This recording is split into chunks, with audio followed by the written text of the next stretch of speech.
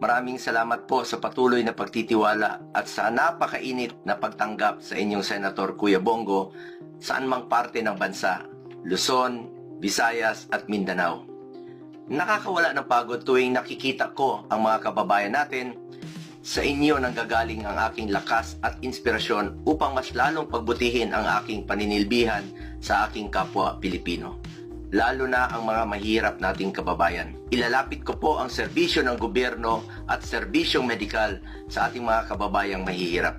Patuloy po akong magsiserbisyo sa inyong lahat sa abot ng aking makakaya dahil bisyo ko po ang magserbisyo sa ating mga kababayang Pilipino at naniniwala po ko na ang serbisyo sa tao ay serbisyo po yan sa Diyos.